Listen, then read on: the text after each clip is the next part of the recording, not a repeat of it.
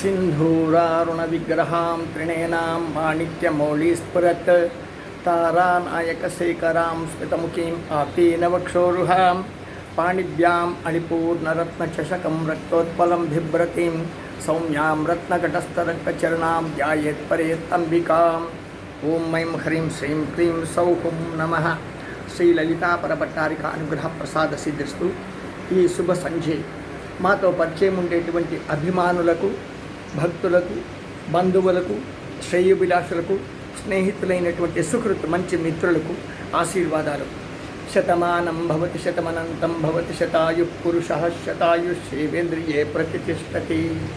సమస్త సన్మంగళాన్ని భవతి సర్వం అభిష్ట పరిసిద్ధిస్తూ మా అనుష్ఠానాది దేవతలు చాలా చక్కగా అలంకారమై కొలువై ఉన్నారు. జ్ఞానదేవత, ప్రాణదేవత అనబడేటువంటి దివ్య జ్యోతులు ఉన్నాయి. అంటే దేవతలవే, జ్యోతులు కూడా అవే. జ్యోతులు మీనింగ్ దీపాలు. అంటే మీ పాపాలను కాల్చేస్తాయి, మీ చీకట్లు పోగొట్టేస్తాయి, మీ శత్రువులు తరిమేస్తాయి. జ్ఞానజ్యోతి, ప్రాణజ్యోతి సాక్షాత్ పార్వతీ పరమేశ్వరుడే ఉంటారు. ఈశ్వర కృపాకటాక్ష సిద్ధేశ్వర స్వామి కృపకు పాత్రలు కాండి. మీరు భిక్షం పెడితే భిక్షాపాత్ర నెంబర్ 9343797339 నెంబర్కి భిక్షం పెట్టవచ్చు. హరహర మహాదేవ శంభో కాశీ విశ్వనాథ గంగా అని చెప్పి తపించవచ్చు. హరహర మహాదేవ శంభో కాశీ విశ్వనాథ గంగా, హరహర మహాదేవ శంభో కాశీ విశ్వనాథ గంగా, హరహర మహాదేవ శంభో కాశీ విశ్వనాథ గంగా, హరహర మహాదేవ శంభో కాశీ విశ్వనాథ గంగా, హరహర మహాదేవ శంభో కాశీ విశ్వనాథ గంగా, హరహర మహాదేవ శంభో కాశీ విశ్వనాథ గంగా. శుభం భూయాత్ నాయనలారా. ఈశ్వర కృపాకటాక్ష సిద్ధిరస్తు. సమస్త సన్మంగళాన్ని పొందుతూ సర్వం అభీష్టఫల సిద్ధిస్తూ. బాగా వేడిగా ఉంటే కూడా కాశీనే, కైలాసమే కాశీ. ప్రాకృతిక కైలాసానికి పోలేరు కాబట్టి జీవకోట్లలో అప్రాకృతికమైనటువంటి కైలాసము, ప్రాకృతికమైన కైలాసము రెండు విధాలుగా ఉంటుంది. ప్రాకృతిక కైలాసం కష్టం. అప్రాకృతికం అంటే భగవంతుడు పార్వతీ పరమేశ్వరులే తానుగా వెలిసినటువంటి ఈ వారణాసి, ఉత్తరప్రదేశ్, బనారస్, మణికర్ణికా ఘాట్ వచ్చి స్నానం చేయండి, పార్వతీ పరమేశ్వరుని దర్శనం చేయండి. మీకు తోచిండేటువంటి భిక్షగాళ్ళకు కానీ, సాధు సత్పురుషులకు కానీ, ఏదైనా భోజనానికి కానీ, అథవా వస్త్రపాత్యాదులకు కానీ ఏదైనా భిక్షం పెట్టండి. మీకు తోచిండేటువంటి యజ్ఞయాగాదులు చేయండి. సమస్తమైనటువంటి సత్కర్మలు కాశీలో చేయవచ్చు. కానీ ఇంకెక్కడ చేయరాదా కాదు. అంటే వేరే జగలో రూపాయి ఫలితం రూపాయికే ఉంటుంది, కానీ కాశీలో రూపాయి ఫలితం కోట్లలో ఉంటుంది నాయనలారా. హరహర మహాదేవ శంభో కాశీ విశ్వనాథ గంగా. మన ప్రధానమంత్రి మోదీ గారు కాశీలో ఆయన కాంటెస్ట్ చేసి ఆయన ఎలక్షన్లో నిలిచి ఇప్పుడు చూడు ప్రపంచాన్ని, మొత్తమైన గమనాన్ని తన పక్క తిప్పినాడు. అట్లనే మన ఆదిత్యనాథ్ యోగి గారు తపస్విలు. ఆయనకు రాజకీయం వద్దు, కానీ ఆయన రాజకీయంగా ముఖ్యమంత్రిగా రెండోసారి కూడా వచ్చినారు. ఆయన 1000 కోట్ల రూపాయల బడ్జెట్ను నిలువ, అంటే డిపాజిట్, రిజర్వ్ క్యాష్ ఉంది. భారతదేశం కాదు ప్రపంచ దేశంలో ఎవరు సన్యాసులు రాజులు కాకూడదు అంటారు కదా. కానీ ఆయన రాజయ్యి, ఆయన అర్థమైన ఏ నిజమైనటువంటి సన్యాసులు చేసిండేటువంటి కార్యక్రమాలు చూడండి. FLBL చదివి ప్రపంచం తిరిగిండేటువంటి వాళ్ళంతా కూడా అర్థమైన లోటు బడ్జెట్లో అప్పుల్లో ఉన్నాయి. కానీ మన ఉత్తరప్రదేశ్ మా యోగీజీ గారు, ఆయన తపస్విలు, ఆయన అర్థమైన మిగులు బడ్జెట్లో పెట్టారు. రెండో మాటే లేదు. ఈశ్వర కృపతో అర్థమైన ఆయన లాంటి ఆశీస్సులు పొందండి, ఆయన లాంటి పద్ధతిని పాటించండి. మీరు నన్ను గౌరవిస్తే నేను మిమ్మల్ని గౌరవిస్తాను, మీరు మమ్మల్ని గౌరవించండి, మేము మిమ్మల్ని గౌరవిస్తామంటారు. రాజకీయంగా మీకు చెప్పడం లేదు, కానీ గౌరవం ఇచ్చి పుచ్చుకోవాలి. డబ్బులు కొనుక్కునేది కాదు, దౌర్జన్యంగా పెరుక్కునేది కాదు, రౌడీజం చేసేది కాదు. రాజకీయం అంతకన్నా కాదు. భక్తితో సంపాదించేదే గౌరవం, భక్తితో సంపాదించేదే అదృష్టం. ఆ భక్తితో సంపాదించాల్సింటే పరమేశ్వరుని సేవ చెయ్యాలి. అది కాశీ కాశీ కాశీ కాశీ కాశీ. శుభం భూయాత్. హరహర మహాదేవ శంభో కాశీ విశ్వనాథ గంగా.